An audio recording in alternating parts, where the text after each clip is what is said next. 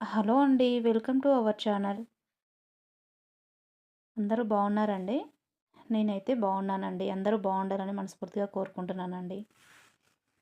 ఏం లేదండి, పిల్లల్నైతే స్కూల్‌కి పంపించాను. ఇంకా లంచ్ కోసం అయితే వంట ప్రిపేర్ చేస్తున్నాను. లంచ్‌లోకైతే ఈరోజు బీరకాయ టమాటా కర్రీ అయితే చేస్తున్నానండి.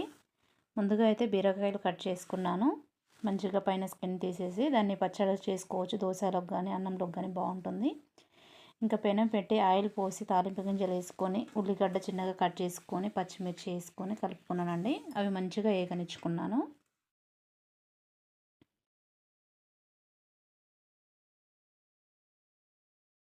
ఇంకా ముందుగా కట్ చేసుకున్న బీరకాయలు అయితే అందులో వేసుకున్నానండి.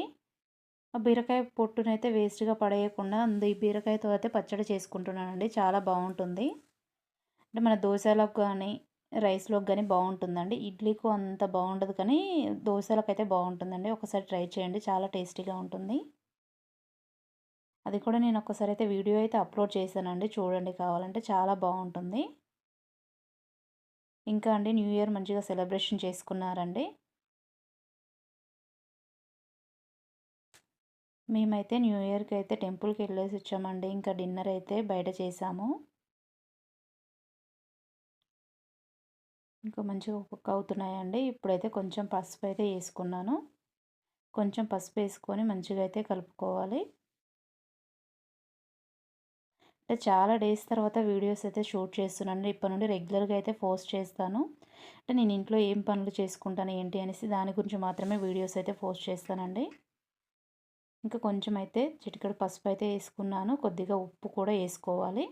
అంటే మేము కారంలో తక్కువ పోసి పట్టిస్తామండి. దాని గురించి ఉప్పు కూడా వేసుకుంటున్నాను. కారంలో ఎక్కువ పోస్తే చాలా డేస్ ఉండదండి, తెల్లగా అవుతుంది. కారంలో తక్కువ పోసి పట్టించుకుంటే ఇంక కలర్ అయితే చేంజ్ కాదు. ఇంకా ఇప్పటి నుంచి అయితే రెగ్యులర్‌గా పోస్ట్ చేస్తానండి. స్టిచ్చింగ్ వీడియోస్ కూడా పోస్ట్ చేస్తాను. Jewellery making and thread bangles అవి కూడా పోస్ట్ చేయాలనుకుంటున్నానండి. జస్ట్ మీరు నాకొచ్చేది మాత్రమే చేస్తాను. కానీ మీరు నేర్చుకోవాలి అంటే మీకు ఇంట్రెస్ట్ ఉంటే చూడండి.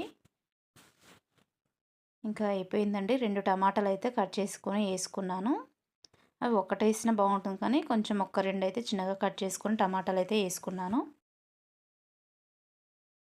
బీరకాయ కర్రీ అయితే చాలా టేస్టీగా ఉంటుందండి. అల్లం పేస్ట్ అయితే నేను కొంచెం వాటర్ అయితే పోసి ఏస్తున్నాను, డైరెక్ట్ పేస్ట్ ఏయకుండా. రియల్ చెప్పాలంటే అల్లం పేస్ట్ అయిపోయిందండి. కొద్దిగా ఉంటే బాటిల్‌లో కొంచెం డబ్బాలో వాటర్ పోసి అయితే పోస్తున్నాను. అల్లం పేస్ట్ అయిపోయింది. ఇంకా చేసుకోవాలి, పేస్ట్ ప్రిపేర్ చేసుకోవాలి.